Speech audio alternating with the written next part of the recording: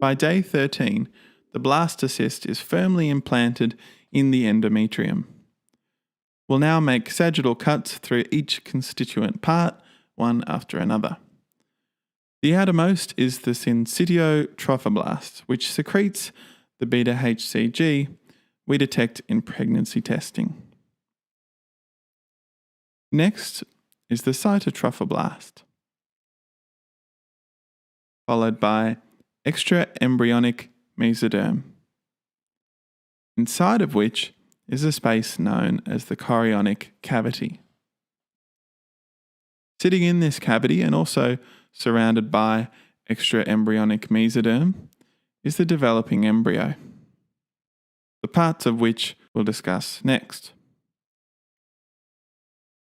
The epiblast sits atop the hypoblast, and together these are known as the bilaminar disc. Cells of the hypoblast extend out to form this space called the yolk sac. By this stage, the epiblast has developed inside it the amniotic cavity. We'll remove the outer elements in order to take a closer look at the bilaminar disc. At the cranial end of the hypoblast lies the procaudal plate, an area in which columnar cells are present. It serves as a marker of the embryo's cranial aspect. The end point of gastrulation is the formation of a trilaminar disc made up of ectoderm, mesoderm, and endoderm. The cells that make up these layers were all once of the epiblast. And this transition is achieved as follows.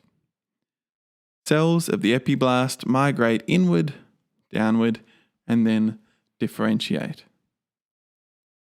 From either side, this continuous passage begins like symmetrical waterfalls. To be clear, it is the moving cells which produce this form, as shown here. Macroscopically, this makes a visible groove in the surface of the epiblast known as the primitive streak. Its presence marks the beginning of gastrulation. At the cranial end of the streak, cells are migrating thickly, forming this circular depression known as the primitive node. As the embryo grows, more cells migrate and the primitive streak elongates.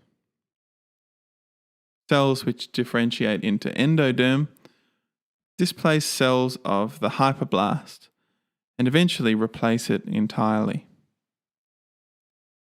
Cells which remain in the upper layer differentiate into ectoderm.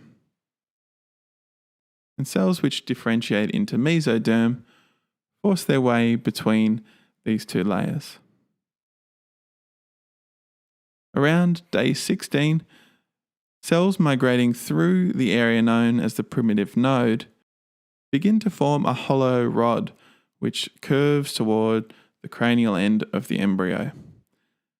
It extends toward the procaudal plate and is known as the notocaudal process. If we take a coronal cut now, we see the hollow rod, and if we move through it now, we should also see its connection to the primitive node. As the notocaudal process grows longer, the embryo continues to grow in all dimensions.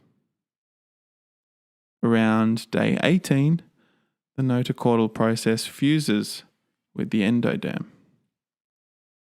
From this to this. It's now known as the notocaudal plate. Being continuous with the primitive node, this now allows free passage between the amniotic cavity and the yolk sac. Let's take a look through to solidify that, starting at the primitive node. We're looking down through what is known as the neuroenteric canal, and the space we can see into is the yolk sac. It's theorized that this brief communication between amniotic cavity and yolk sac allows pressure equilibration between the two cavities of the early embryo. Once that has been achieved, the two edges of the notochordal plate come toward each other and eventually fuse. They become a solid rod, the notochord. Noto is Greek for back, and the notochord acts as the structural backbone of the developing embryo.